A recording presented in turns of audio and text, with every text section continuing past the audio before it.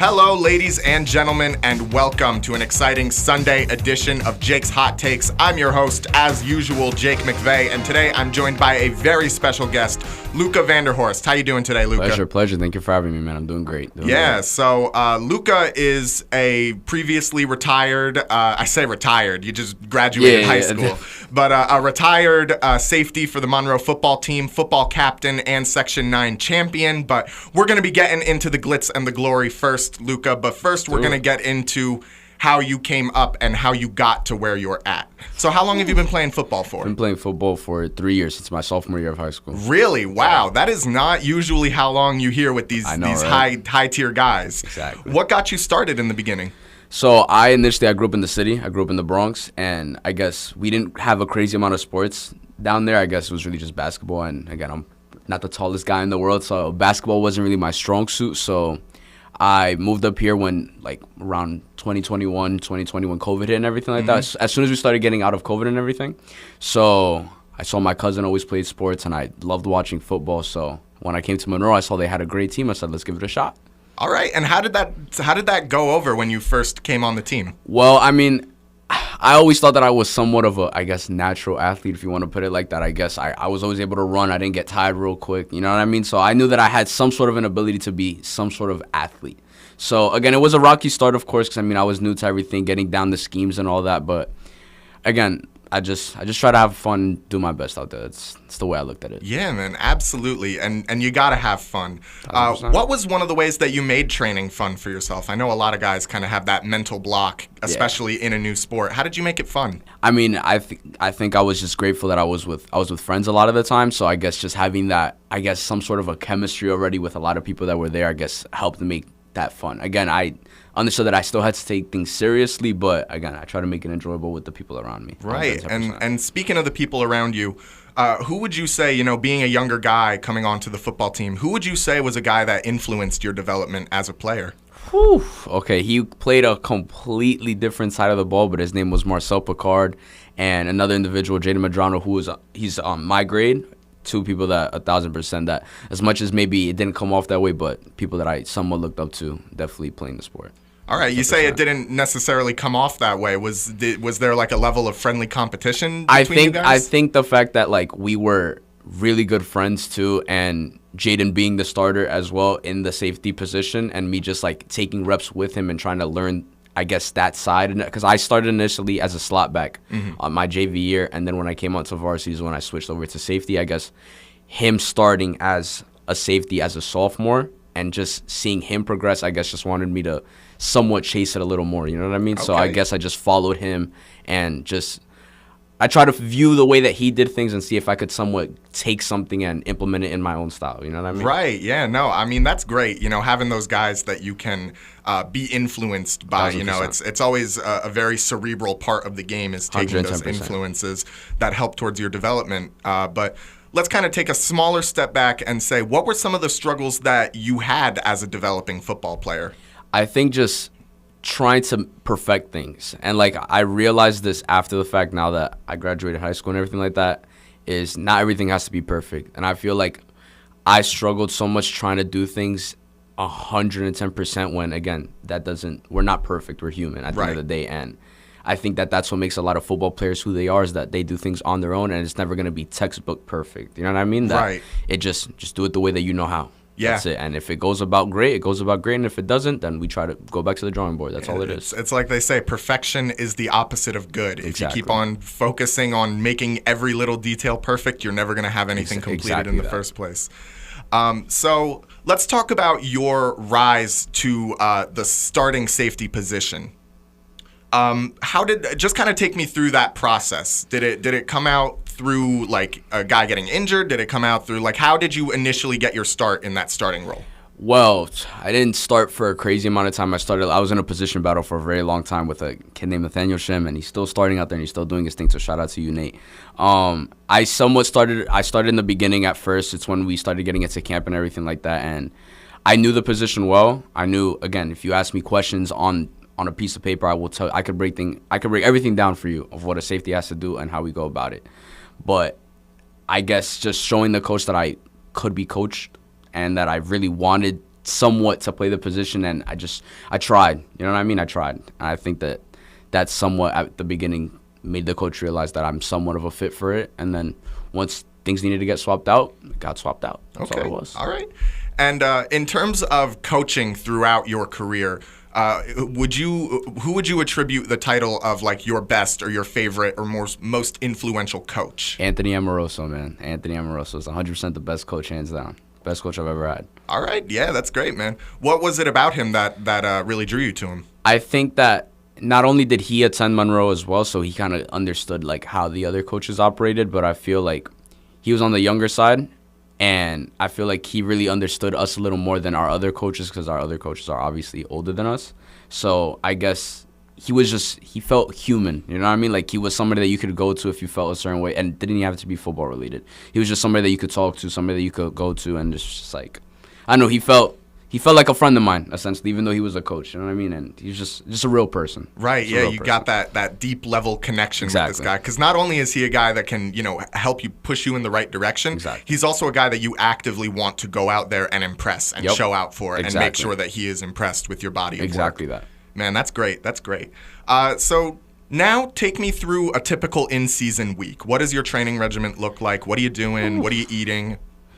Oh, man. So things actually changed a lot during our season. I guess we were somewhat of a guinea pig kind of team. I guess we would start off with our dynamic stretch. We would all first be in the locker room, go down, hang out, stretch with our specific like position groups and everything like that. We would all stretch out. After that, we would do stretches as a team. And from there, us and all the other captains, we would try to get everybody riled up and everything before we start. We all huddle in, we break it down, and we just go into our different groups, defensive groups, offensive groups, and then we just do our little trainings from there. All right. What was your favorite exercise or drill to do? So we had a 3-on-2 drill. So it would be 3 offensive receivers and then 2 DBs. And basically, we would be watching, right? We would be there. We would be set in our position.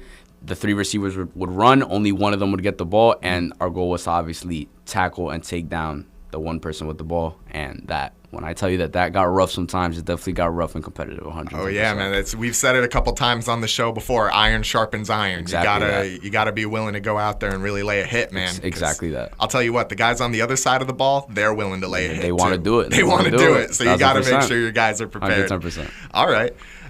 So what skill out of being a defensive back would you say that you're the best at? What's your exemplary skill as a defensive back? So I was always told by my defensive coordinator, Coach Kelly, he always told me that, listen, at the end of the day, this is something I can control. I'm a short guy. I'm not the tallest guy in the world, and I've accepted that. But if I needed to hit somebody, I will hit that individual, that 110%. So I was always told by Coach Kelly that I had some sort of a mindset of a linebacker. So I would just want to go out and lay a hit. That's all I really wanted to do. Okay. Man. Just go and lay a hit. That's all it was. Hey, and you know what, man? Sometimes you need a guy out there like that. That's it. That's all it was. you even see guys of that archetype on the professional level. That's true. So you know what? A guy that can go out there and just lay a hit. That's all it was. That's all you need. As long as I got one hit, I was happy. I didn't care about anything else. As long as I got a singular hit, all you got to do is hit that guy and make sure he does not want to get up and do it again next play. That's exactly it. That's all it was.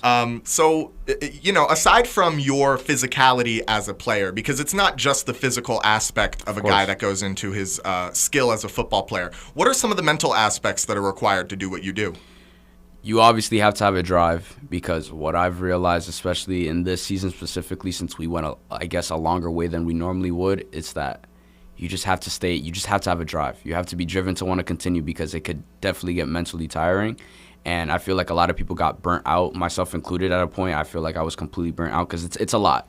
So I feel like obviously just having that hunger to want to continue and just realizing that certain things are bigger than you. You know what I mean? You have to understand, and something that my coach Vandy told me, or told the team, that kind of stuck with me, is that you got to look at it like this. We have our homecoming game and stuff like that. It's one of the biggest games of the season. Everybody comes out. Look at it like this. Everybody's coming out, everybody in town, whether they're in the school or not, grandparents, parents, younger siblings, they're all coming out to watch you. The whole town at a point is revolving around you and that one moment, that one game, that one night. So I guess thinking and understanding that we have more of an impact on people outside of our circle, than we really think, it meant a lot to me. And I feel like I just wanted to whether I was the best football player on the team or not. I just wanted to leave something there for people to see that it's bigger than you. It's bigger than you. I understand that people think that since it's high school, things aren't going to matter in a few years, which, again, to a certain point, I agree 110%. But I think even the little things can go much, much longer than people will ever realize. Yeah, and there's nothing wrong with wanting to leave an impact on the people who took time out of their day to come and watch you play. You know, that town that is willing to rally behind you. Exactly. I don't think there's anything wrong with that, leaving a serious impact on these folks.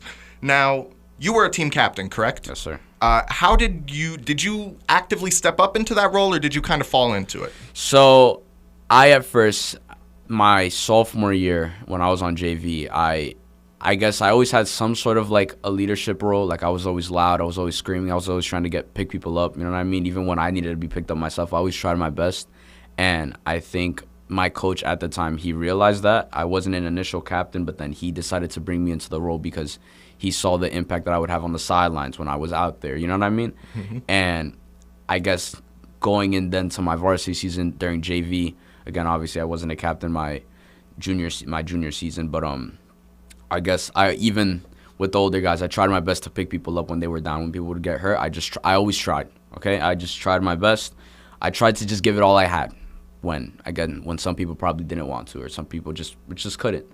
So I guess my coaches realized that, and I guess a lot of my teammates realized that as well. The way that captains were picked, our senior season and junior season, is that there was, I guess, some consensus made by the players and the coaches. We actually went through an interview process with the coaches as well. So I got picked on my team. Hey. Got picked on my team. Yeah, and beyond that, you know, you talk about how you were constantly trying to pick guys up and bring that energy up, man. That is probably one of the most necessary aspects of being a captain, even beyond, you know, being the best at what you do. Because, you know, guys, that kind of energy is so infectious. Of course. Guys really like to rally behind it. That's what we need. Yeah. That's what we need. And not even just in a football sense. I think outside of football and life, I think that's something. We always just need that, I guess, that support. That's Absolutely. Absolutely. And perfect segue to my next question. What's a lesson that you've learned playing football that you think you're going to be able to apply to the rest of your life? That understand that you can't be great at everything. You can't be the best at everything, that there's always going to be somebody that has more or is better than you at something. And I feel like I said before, I guess I would watch YouTube videos of my favorite players. I would watch my other teammates, and I would see like how well they would do. And it's just like, I just think about like, yo, why can't I do that? And I would try and try and try. Sometimes things wouldn't stick, and it would really bring me down sometimes. But again, I feel like I just had to understand that there's different levels of things. I started playing, I guess, a little later than most people. And again, genetically, there's some things that obviously I have to take into account for. But yeah, I feel like just wanting to catch up with everybody else, that was definitely a factor. Okay, all right. Yeah. And we don't have a whole lot of time here before we go to break, but I just want to ask you some kind of smaller questions, let the audience get to know you a little more. Let's do it. What's your go-to recovery meal after a game? Chicken and pasta, man. Chicken and pasta. Love chicken and pasta, man. Man, do you use any kind of special sauce, anything like that? I mix it up. There's a lot of variations. I could do Alfredo. I could do vodka sauce. You know what I mean? I love chicken and pasta, man. Jeez, chicken and pasta is my go-to. You're going to make me go get some lunch from the deli down the street. 1,000%, man. Me too. I might go with you. 1,000%. Might go with you. All right. And last question I'll ask you before we go to break. Let's do it. Do you have any professional inspirations in terms of like NFL players that you really enjoyed watching, or even just like mentality guys? Got it.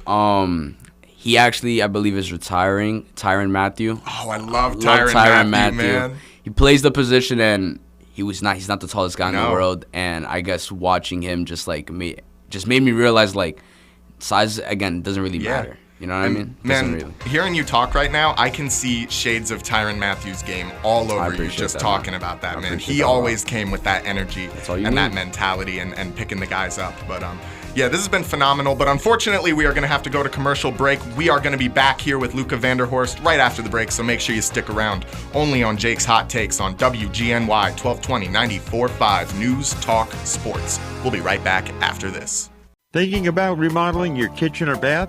Wayne's Way Wholesale Cabinets has a great selection of all wood cabinets in the styles and colors to make your remodeling dreams come to life. Go to WaynesWayCabinets.com for more info. Wayne's Way Cabinets, 1829 South Road, Wappingers Falls. Call 845-280-0880. Stop by and talk to Wayne today. You'll be glad you did. CDS Auto and Truck Repair is your 5-star one-stop shop for all your vehicle's needs from A to Z, offering full vehicle diagnostics. Towing is available, and they now offer fleet service. CDS Auto and Truck Repair. Call 845-563-9987. That's 845-563-9987. CDS Auto and Truck Repair, 2917 Route 9W, New Windsor. You've long known that Newburgh Auto Spa on Route 17K utilizes top caliber products and the latest technology to give your vehicle the proper maintenance it needs. Whether it be a computerized soft cloth car wash, detailing consisting of a comprehensive bumper-to-bumper cleaning of your entire interior and exterior, or a fuel-efficient oil change from a trained technician, Newburgh Auto Spa is the place to go. Now, Newburgh Auto Spa is a full-service automotive center. That's right, Newburgh Auto Spa now offers tires, brakes, rotors, tune-ups, alternators, and more, all with the same professionalism and quality you've become accustomed to.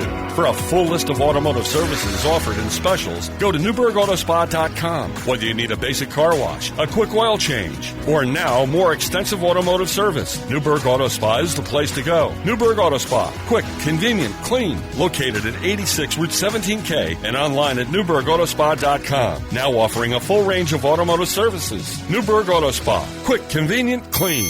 The Roma Deli, 237 Myers Corners Road, Wappingers Falls, is your neighborhood family-owned and operated deli, offering breakfast, lunch, and catering options. The Roma Deli has brought a little piece of the Bronx to Wappingers, including fresh-made sandwiches, Italian specialties, and desserts, all prepared and cooked in-house with authentic Italian ingredients. Their large menu provides lots of options to personalize your order to your taste. Vegan and vegetarian options available. The Roma Deli, offering catering that is perfect for any party or business function. Go to RomaDeli1.com or call 845-297-1200.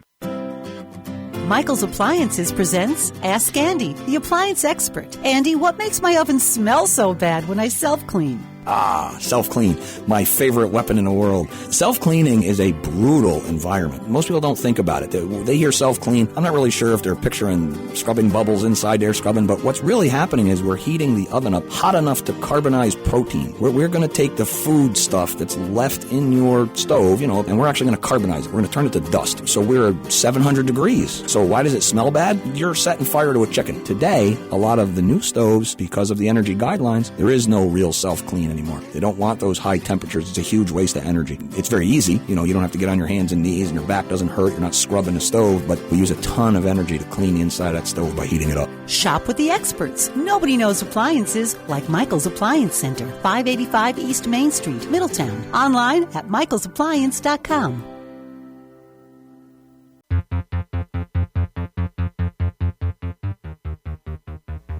Welcome back to Jake's Hot Takes. I am your host, Jake McVey. Big surprise, duh. I'm joined here by Luca Vanderhorst. And so Luca is a Section 9 champion football player. And I want you to kind of set the scene for your Section 9 championship. Tell me a little bit about it. All right, so let's start from the beginning. This is where it starts. I like that. So we, unfortunately, this year lost our homecoming game to the Kingston Tigers by 2 points. If I'm not wrong, it was 2 points. It was a very close game, and we all initially thought it was going to be a blowout. I'll be honest, we were very conceited. We were very conceited during this game, and we just thought that we had it in the bag. When in reality, we got a little cocky, and that's why things got handed to us the way that they did. So we had thought that right there, that was the end. We're never going to play on our home field again, and a lot of us were bummed out, myself included. Tears were shed. It was a sad day. It was a sad day, and what sucked too is that we had our senior photos that day on the field too. After that, so it kind of made things a little worse. So everybody's sad. Meanwhile, we're supposed to be happy, but that's the start, right? So we lost. So our next game would be Middletown, and what we were told is that if we beat Middletown, we have another shot to play at our home field again. But as we know, Middletown is an amazing team, especially this year. They're a great team, and they're tough. Exactly, and we were a little scared. I'm gonna be honest, I don't even know if scared is the word, but we felt intimidated a little bit. You get that exactly. Pit, we got that feeling. Yeah, I know what you mean. So we go into Middletown. things are starting off a little rocky because, unfortunately, our starting quarterback went down. Oh. So we're with our second-string quarterback, James Rodriguez. Great kid, great player. But, again, it was an adjustment for him, too, because this was all out of nowhere. Yeah. So we're playing. We're in the game. We head into the second half of the game. We're down. We're down by, I believe it was either 4 points or a touchdown. I could be wrong, but we were down. We were 100% down. We go into the locker room. We're all a little bummed out. A lot of people are in their feelings. A lot of our starting corners are in their feelings. A lot of our starting DBs are in their feelings. So we're all a little bummed out. And the coach Amoroso comes in, freaks out, and he goes, "You guys shouldn't be freaking out about this. It's only a few points. You guys got this." XYZ, everything under that basket. Right. So he freaked out, and I guess that was the kick that we needed because I think it bothered a lot of us how he came into the room talking to us. So I guess that woke us up a little bit. Yeah. And I instantly, along with the other captains, as soon as we go out there, I tell them that, listen, this is one shot, and there's only one option, that's to win. We have no other option going home. It's win, and that's it. So we go into it. Our starting running back, Nate Kalanges, he does his thing, gets a few more points on the board, and we're hot. Now we're down 2 points. And we're feeling it. We're in the last few minutes of the last quarter. This is our last shot. We're nervous. We don't know what's going to happen. Again, this dictates whether or not we get to play on our home field again. Right. So, of course, we won the game miraculously. We got those 2 points that we needed, and we obviously got our game back at our home field. So I don't want to go into too much detail as to what happened with Newburgh, but Newburgh had lost their season, right? Their season got cut short. So we were still the 1 seed, and Middletown was the 2nd. We were supposed to play Newburgh, if I'm not wrong. We were supposed to play Newburgh, but obviously now that Newburgh's season got cut short, we have nobody to play. So we don't know why things went like this, but the section had given Middletown a bye week and had forced us to play another game against Pine Bush when we were the 1 seed. So we kind of found that a little off, that why do we have to play the game even though we're number 1? That's strange. We had already played Pine Bush in the season, and it was somewhat of a blowout. We whacked them pretty good, and we did it again during the semifinal game. So now we get into the championship. We're all riled up, and I feel like I'm grateful for the fact that the section made us play that game, because think about it like this. Middletown went 2 weeks without hitting anybody. Yeah, exactly. And we were hot. We were hot off the win and hot off the disrespect that the section made us play another game when we were the 1 seed, and we worked. Yeah. Worked to get to where we were at. It lets you keep that momentum rolling. Yeah. So we get it. This is played at Kingston's field in Haverstraw. It's a different field, and we're there with Middletown, whatever. And we get into the game. We're ready to go. I'm telling you, we're fired up. Coach is fired up. Everybody's ready to go. And this is do or die, I guess. This is the way we looked at everything. Everything was do or die. Yeah.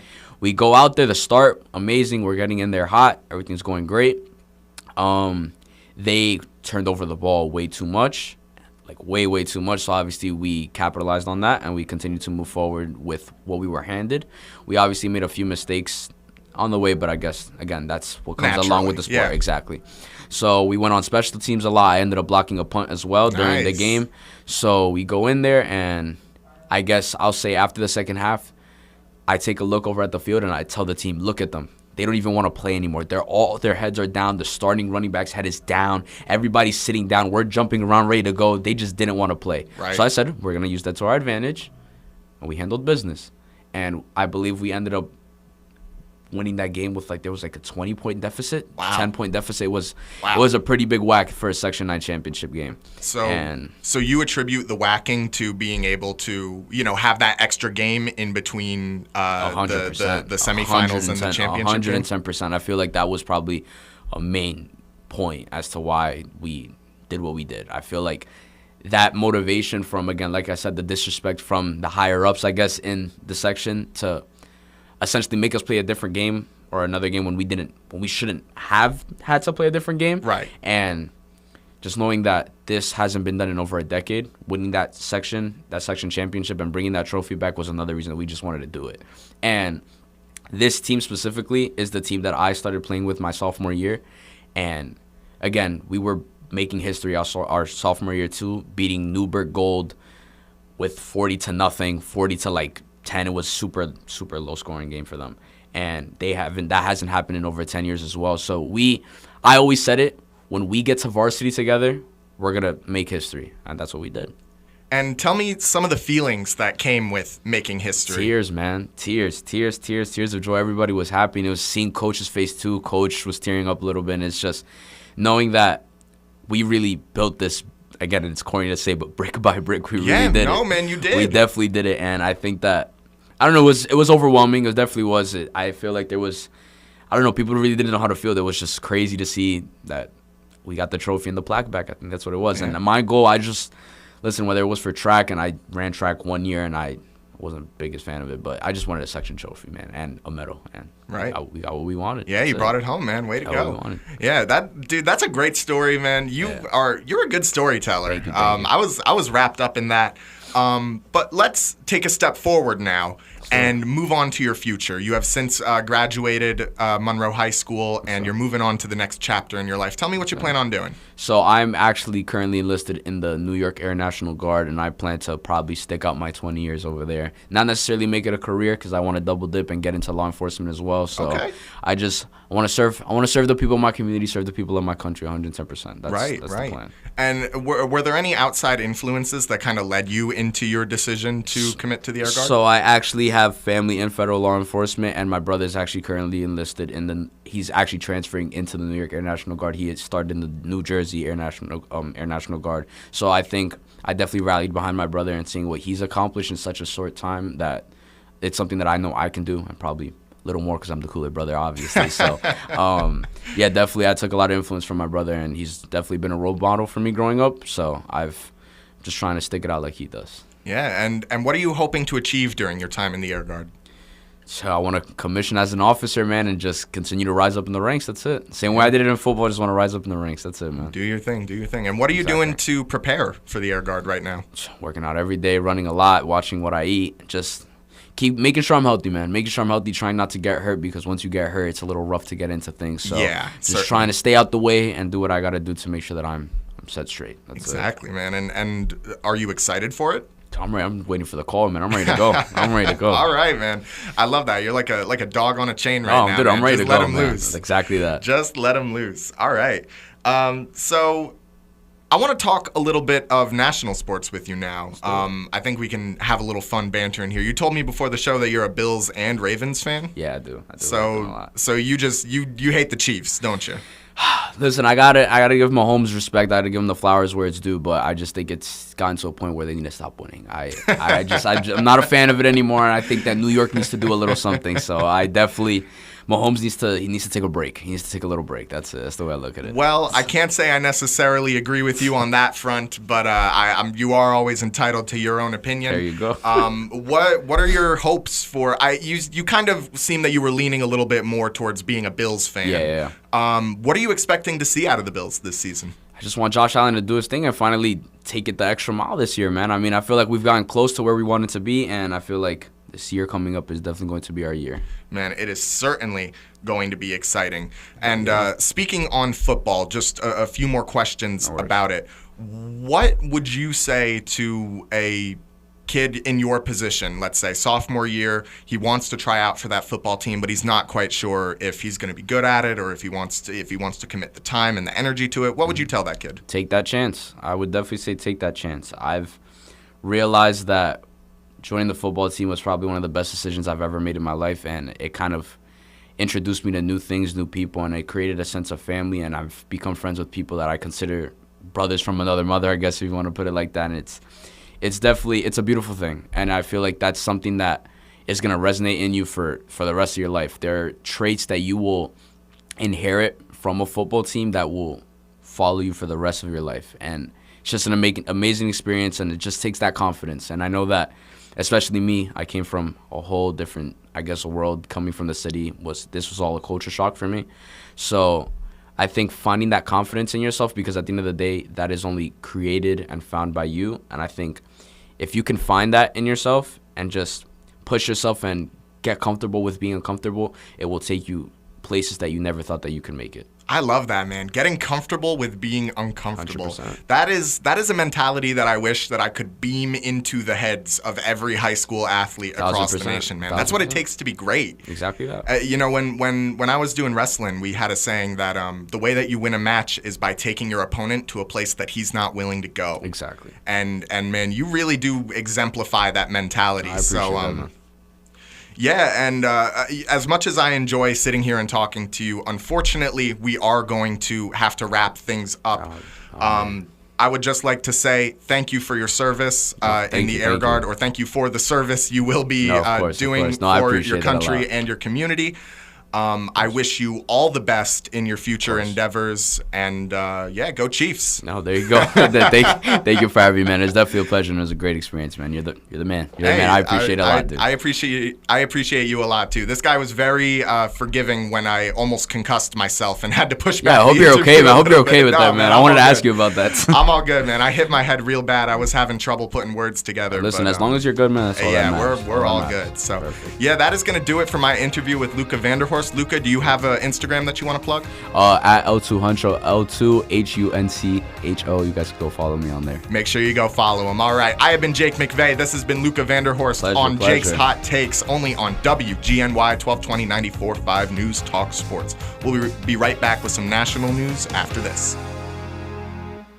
You've long known that Newburgh Auto Spa on Route 17K utilizes top caliber products and the latest technology to give your vehicle the proper maintenance it needs. Whether it be a computerized soft cloth car wash, detailing consisting of a comprehensive bumper-to-bumper cleaning of your entire interior and exterior, or a fuel-efficient oil change from a trained technician, Newburgh Auto Spa is the place to go. Now, Newburgh Auto Spa is a full-service automotive center. That's right, Newburgh Auto Spa now offers tires, brakes, rotors, tune-ups, alternators, and more, all with the same professionalism and quality you've become accustomed to.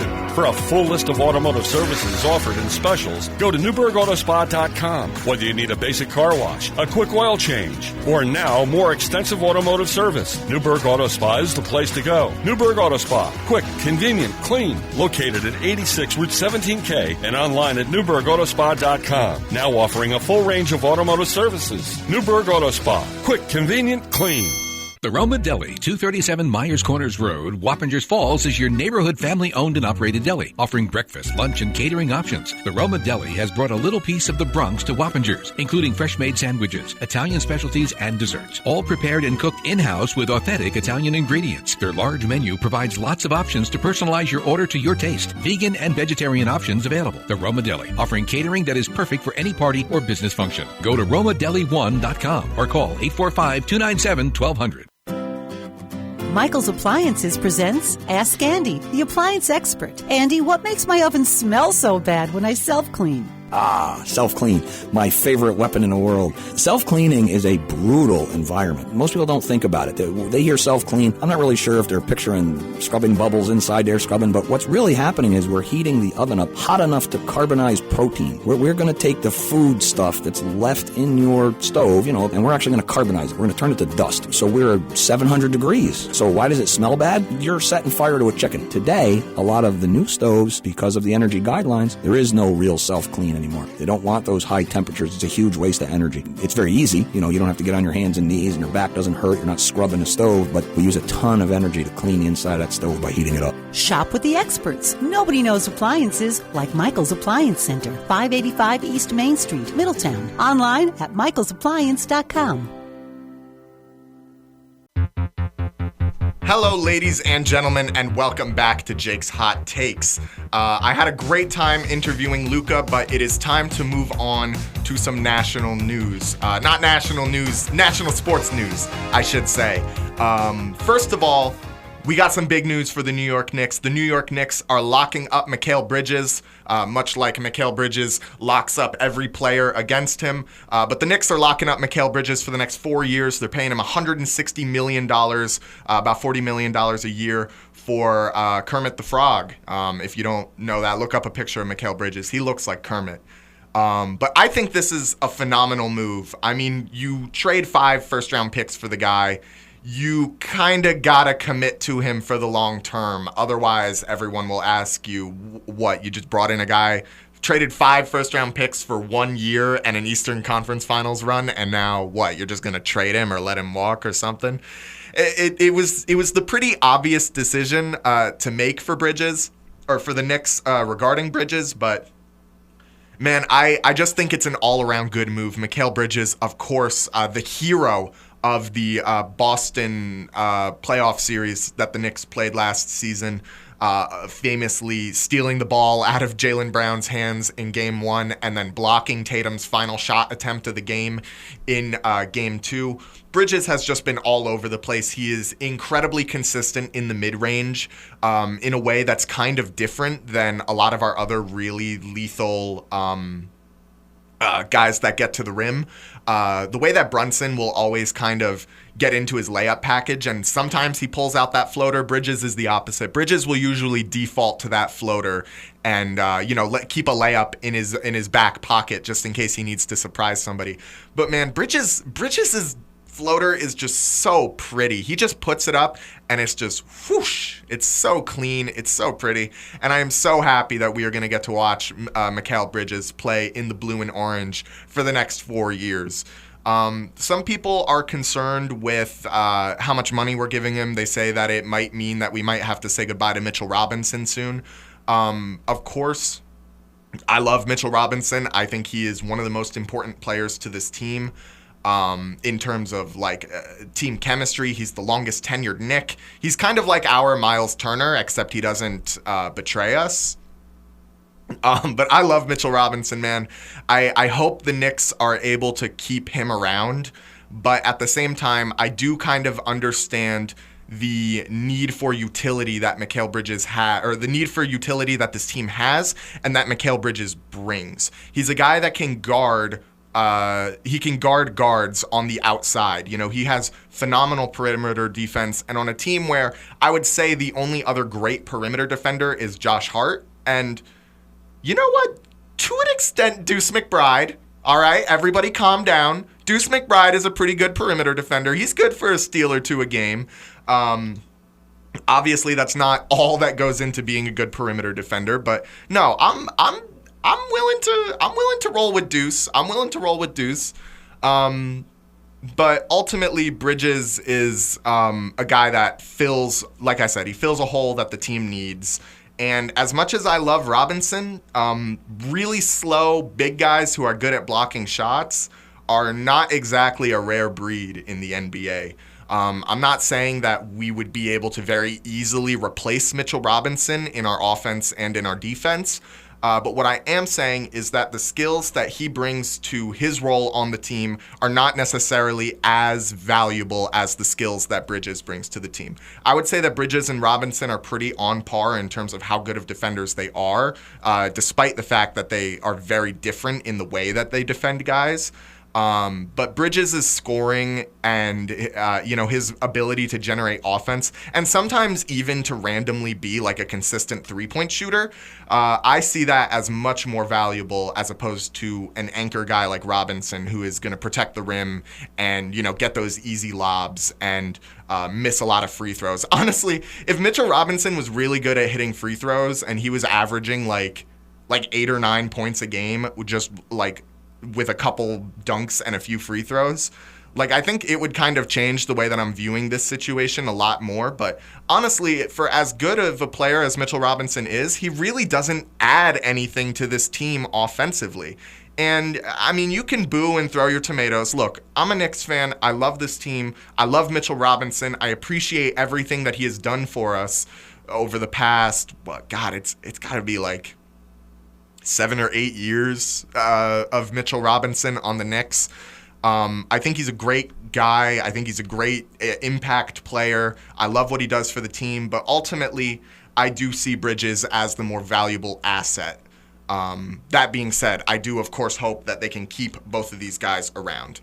Now, let's get into some NFL news. The NFL preseason game, first preseason game is tonight as of recording this. So unfortunately, I am not able to talk about it.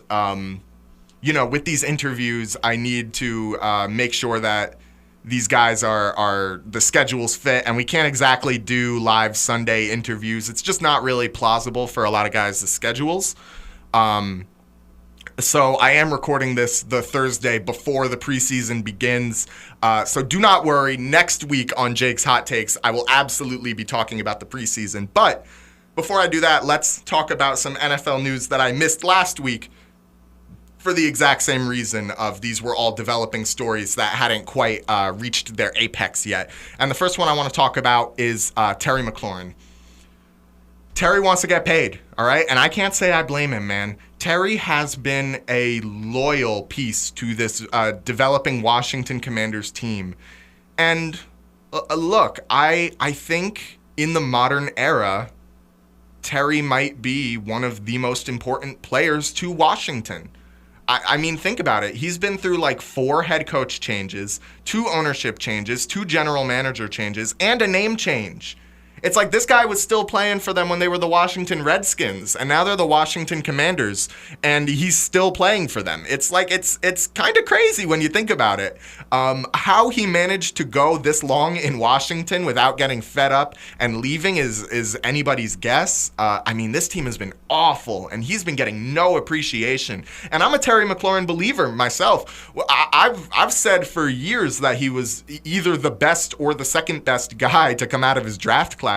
But when your options are DK and Debo and, oh God, Deontay Johnson, Butterfingers Johnson, when your competition is that, I guess the only guy you could really argue is over Terry is DK, but I would still give the nod to Terry.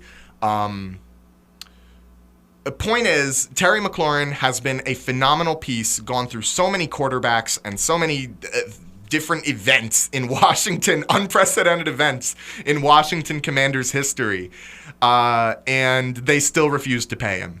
And why they refuse to pay him is beyond me. It could be reserving cap space, expecting a Jaden Daniels contract is probably coming within the next 2 years. I mean, that dude's going to get paid with a capital P. They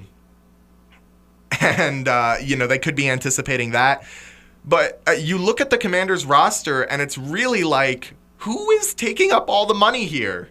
It's not Brian Robinson. It's not Austin Eckler. Is Austin Eckler still on the Commanders? I have no idea. I haven't heard about this guy in a long time. But you look at the Commanders roster, and it's like, who is taking up all of the money? Jaden Daniels is still on his rookie deal. So what is the issue, Washington? Why can you not pay this guy who, through thick and thin, has been loyal to your organization and who hasn't stirred up a lot of trouble? All the guy is doing is expecting to be paid not only for the work that he's putting up phenomenal seasons with a terrible quarterback and line play. He's expecting to get paid a little bit for the loyalty that he's held to your organization. He held it down for you guys up until the point where you got yourself your franchise guy, and now that you have your franchise guy, and now that Washington is on the upswing, and now that Terry is finally able to reap the benefits of committing to this team for his entire NFL career, you're not going to pay him? What kind of example does that set to the other players? Are we not going to pay Jaden Daniels next? Because, I don't know, we got to pay that money to somebody. I don't know. It seems like the most layup move of all time. Think about how happy Washington fans would seeing Terry get paid long term. And this is a guy who is going into his 7th year in the NFL. It's not like he's so old that he's not worth the money. This guy is perfectly capable of being the starting wide receiver on a Super Bowl winning team. I am fully confident in saying that. He is in that echelon of guys that are capable of being the wide receiver 1 on a Super Bowl winning team. It is absolutely possible for Terry. And you know what? With the Commanders making it to the NFC Championship last season, that is not a far off reality for Washington right now. So the fact that you have this guy who played such an instrumental piece in the development of your organization, has been there for the bad, and is now here for the good, and is actively playing well and not being a locker room problem, and building a connection with Jaden Daniels and making sure he's comfortable on the team. The fact that Terry is doing all of this for Washington and they refuse to pay him, it's not even like he's asking for an insane amount of money. It'd probably be like a 3-year, $90 million deal, which I know a couple years ago sounds kind of insane for wide receivers, but for wide receivers right now, that is fine. You should be just fine paying your wide receiver 3-year 90-something mil.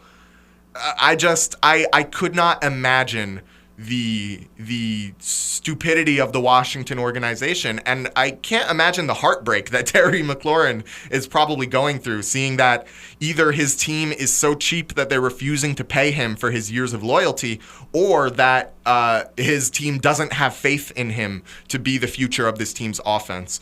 Lord knows, by the time this episode airs, they'll probably have worked out a deal with Terry McLaurin, and I'll be sat here looking like a fool, but you know, it's Jake's hot takes for a reason. Sometimes not every hot take can age well. That has unfortunately happened to me the last couple episodes. I've talked about something before the news got done, and then by the time the episode aired, it's like, oh, it was like in the NBA season. Just a total disaster. But no, the Terry situation makes me sad. And there's been rumors floating around that Miami is interested in a 1-for-1 trade, Terry for Tyreek. Why? Why would you do that, Washington? You'd receive Tyreek Hill, who probably is going to want more money than Terry McLaurin, who is older and who is more of a locker room problem.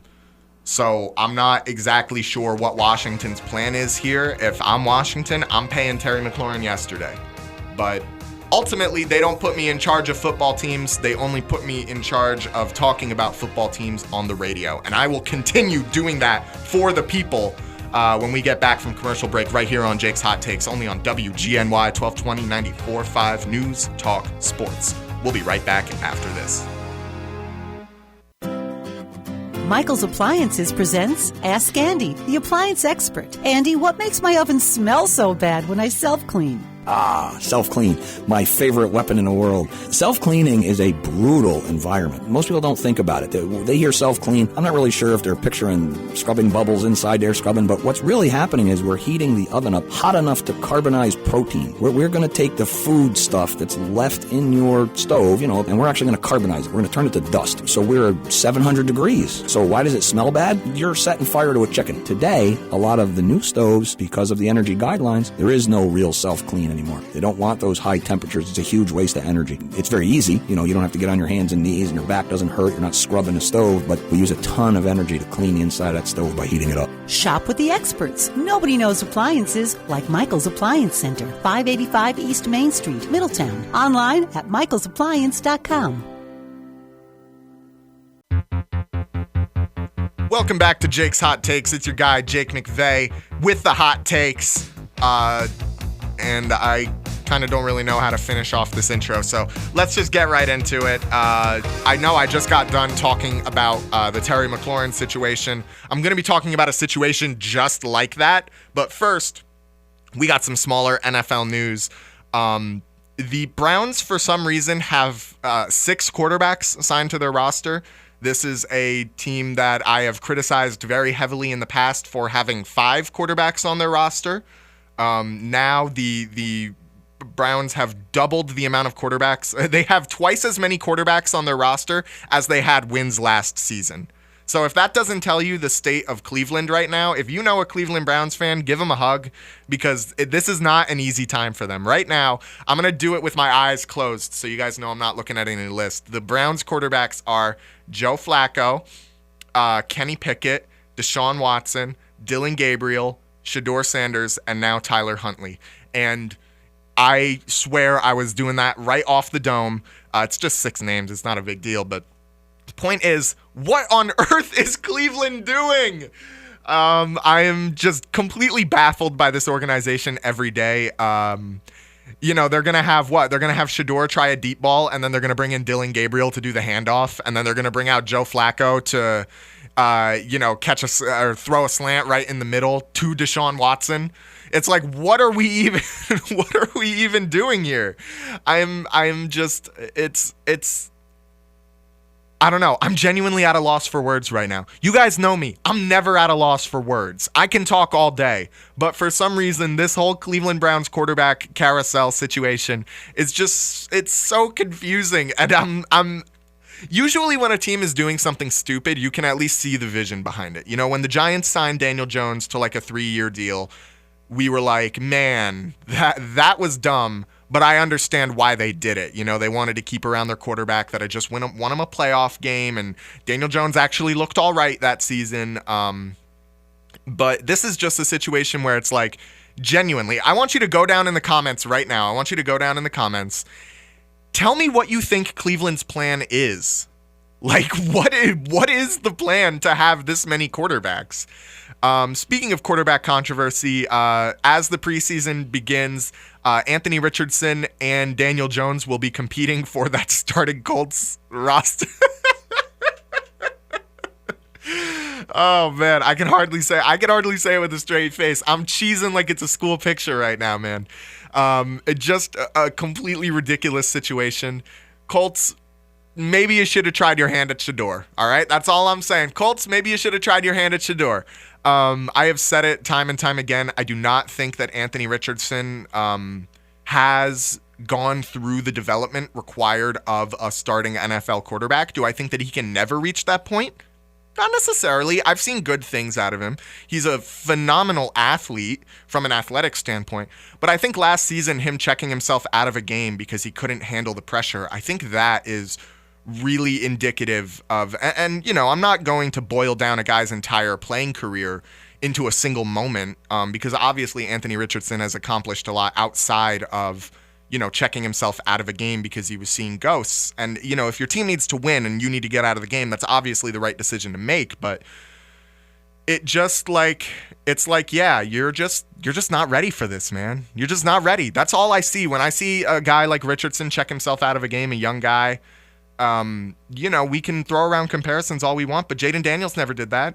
Caleb Williams never did that. It's like, these are guys who are under arguably even more pressure going first and second in the draft. And Caleb is a guy who is under way more pressure than Anthony Richardson right now, because not only do you have the Bears franchise hoping you succeed, all of the Bears fans, you have all the Lions and the Vikings and the Packers fans preying on your downfall. And look, the AFC South rivalries just don't get that heated. I don't think Titans fans really care if Anthony Richardson is good at football or not. I think they're just focused on making sure that Cam Ward develops all right. It's like there is basically, there's not basically zero, but compared to guys like Daniels and Williams, who were drafted much higher, are in a much more aggressive fan base, and are in a much more aggressive divisional environment, it's like I'm kind of questioning whether or not Anthony Richardson is built for this in the mental side of the game. And obviously he could win the QB controversy against Daniel Jones and prove me wrong, but the fact that there's even a QB controversy between him and Daniel Jones right now kind of confirms these feelings that I'm having about Anthony Richardson. But who knows? We might see some crazy business out of Anthony Richardson come preseason. We might be having ourselves a new, Cam Newton on our hands would probably be the best comparison. A guy with the great physicals, but not exactly the mental to get it done in the big moments. If you know, you know. Everyone watching this show should know exactly what I'm talking about. But anyway, Jordan Addison got himself suspended for 3 games following his DUI. Jordan Addison fantasy owners cry. I don't know. This is one of those things where I don't really see it impacting the Vikings in a major way, just because, yes, Addison is very important to that team's offense and taking pressure off of Jay Jettas. But at the end of the day, it's like, you still got Jay Jettas, all right? So Vikings fans should be thankful for that. We're still waiting on the NFL's ruling of suspending Rashee Rice. And I'm not exactly sure all the nitty-gritty of that, but with the precedent being set that Addison got 3 games, I think we're probably looking at like a 5 or 6 game suspension for Rashee Rice. So I will let you know when that story finally wraps itself up. It's weird that the NFL is waiting so long to officially put out a suspension, but they're weird. They're a bunch of weirdos over at the NFL. All right, now let's talk about Micah Parsons. All right, you had your couple-minute break of Jake not talking about teams being too stingy to pay their players, but now we're back, and Micah Parsons has requested a trade out of Dallas, and he's going to Philly. No, I'm joking. Could you imagine? I would be devastated. You would see me drop to my knees and cry real man tears just streaming down my face if Micah Parsons actually ended up going to Philly. Parsons and Jones have had a very public disagreement. Well, Parsons has made it very public. Jones has, of course, made his snide remarks here and there, but it's not like, they're like fighting in the locker room or anything like that. But Parsons is very frustrated with the Cowboys' unwillingness to pay him. And look, if you're going to pay Dak that much, you better be ready to pay a generational edge rusher that kind of money. Well, not like Dak money, but a premier, like Dak was the highest paid player in NFL history when he got his contract from the Cowboys. So if you're not willing to also bring that level to Micah Parsons, who honestly, I think has looked more impressive in the 3 years he's been in the league than Dak Prescott has looked in his entire career. It's a no-brainer. Why are you not paying this guy? Your defense lives, breathes, and dies by Micah Parsons. And you're going to tell me, and Jerry has not even given us a concrete reason as to why Micah hasn't gotten paid. So Micah's requesting a trade. And look, if Micah did get traded, wherever he goes, it's one of the biggest blockbuster trades we've seen in the NFL in a long time. Just like real, like I guess probably the most recent example of like a trade that big would probably be like the Tyreek Hill trade from Kansas City to Miami.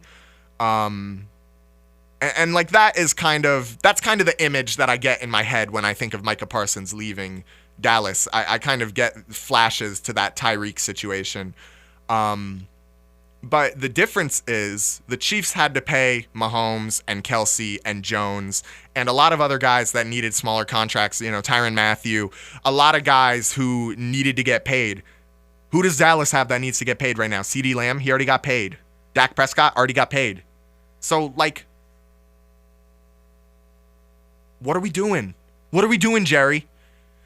I wish that I could read Jerry Jones's mind, because this guy truly does make some of the most baffling decisions as a sports owner, like leaving the blinds at the Cowboys stadium open so that CeeDee Lamb can get the sun in his eyes right as he's trying to catch a touchdown. This guy, Jerry Jones, he is terrible. And I've been saying this. The Cowboys are not going to be a good franchise, a good NFL franchise, until Jerry Jones is retired and chilling on a beach chair in Cancun. But look, Jerry wants to hold on to the team for as long as possible. He wants to be the guy. He wants it to be Jerry's world. He wants everyone to be paying attention to him at all times. And honestly, that's what this Micah situation seems to be. Just another desperate bid for Jerry Jones to gain some attention and some media controversy. And an excuse to be cheap, which I think Jerry Jones loves to be cheap. But, requesting a trade does seem to be the method. You saw it with Myles Garrett previously, who requested a trade and then got a big paycheck. That dude got paid. And even further in the past, you saw it with Lamar Jackson. Remember when Lamar Jackson requested a trade out of Baltimore? And everybody was freaking out, and everyone was like, oh my gosh, what's Baltimore doing? What's Baltimore doing? And then they came in and they paid him. But this is a little different, because the Cowboys are a dysfunctional football franchise. No matter what way you look at it, the Cowboys are dysfunctional. And it would not surprise me, genuinely, it would not surprise me if they opted to trade Micah Parsons out of Dallas and honor that trade request and start looking for a trade partner, because it comes down to ego now. Jerry's hurt that Micah would go public and request a trade and do all these things, when in reality, dude deserved to be paid yesterday. But ultimately, it's the same thing as the Terry McLaurin situation. Micah's been there for you guys. He's made it very clear that he wants to play for Dallas. He's been active in the community. Why would you not prioritize getting this guy his money? You tell me. The last thing that I want to talk about, I'm going to talk about it for like a minute, is this really weird James Cook hold in, where he's like showing up to all these training camps and just like not really participating in them in a meaningful way. He's just kind of standing around, hoping to get paid. Of course, James Cook, was looking for a big check from Buffalo. and Buffalo does not seem very keen to pay it. So it looks like James Cook is just going to be standing menacingly until Buffalo decides to stop sitting on their hands and do something. But who knows? The season may come, James Cook may play, and that would be the end of that. It would just be another round of, wow, this NFL player was really upset that he didn't get paid. It's like, wow, shocker. Hey, everybody hit the presses. An NFL player is upset that he's not getting paid. But yeah, really, that is all I got for you guys. Yeah, I mean, hey, look, I'm at a loss for words. I'm stalling for time a little bit. There's the music. All right.